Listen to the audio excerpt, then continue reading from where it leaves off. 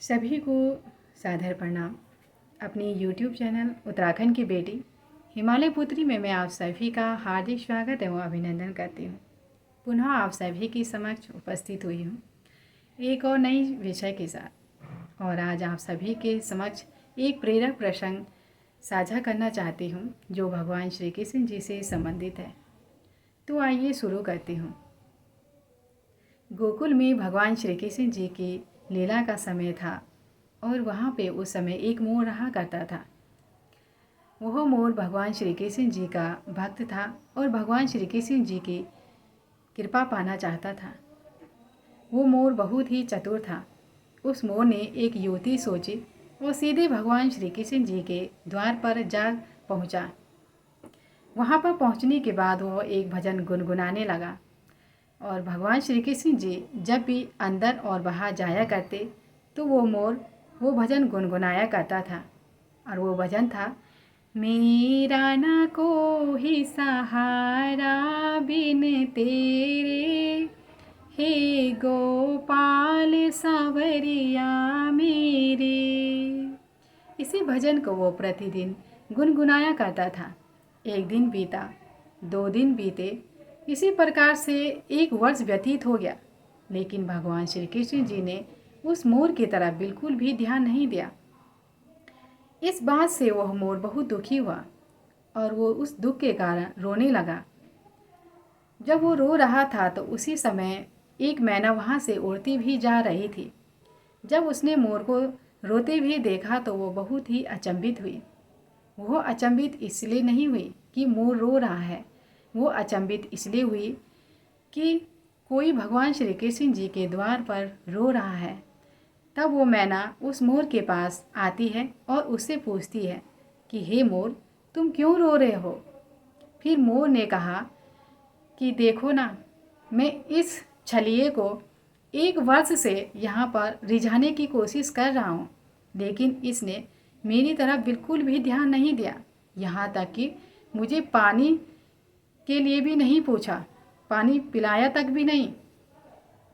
फिर मैना ने उनसे कहा कि मैं राधा रानी के बरसाने से आई हूँ, तुम मेरे साथ वहाँ चलो।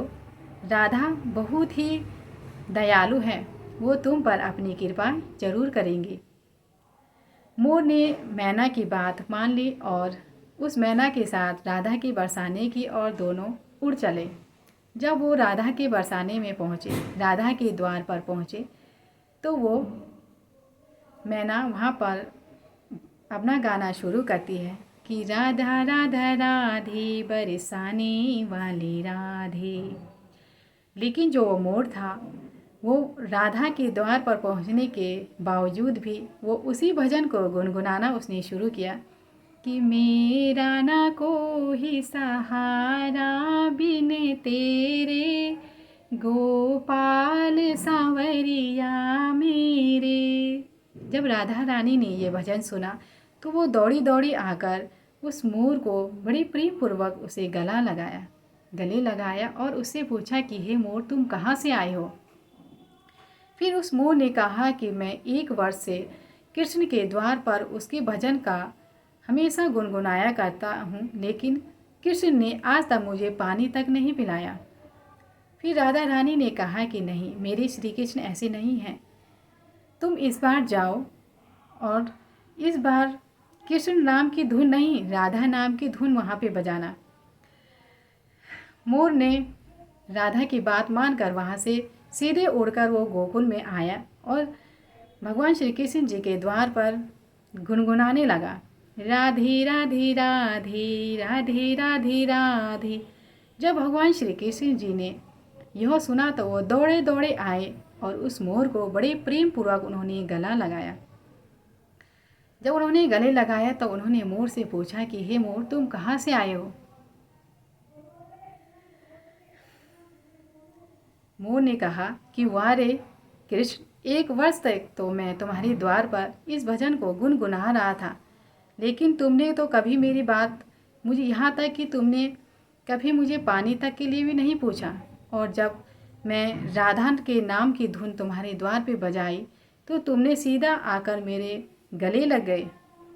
तो भगवान श्री कृष्ण जी ने कहा कि तुम इधर उधर की बातें ना करके मुझे सीधे बताओ कि तुम कहाँ से आए हो। फिर उस मोर ने पूरा वृत्तांत भगवान श्री कृष्ण जी को सुनाया।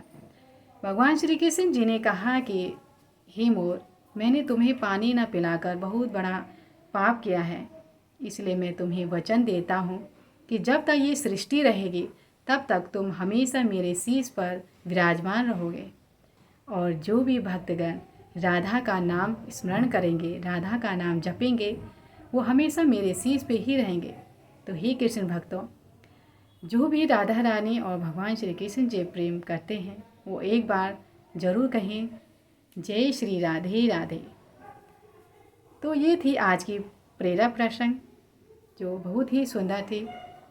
आशा करती हूँ कि आपको ज़रूर पसंद आई हो और मिलती हूँ आपको एक और नए विषय के साथ। तब तक के लिए धन्यवाद। हर हर महादेव।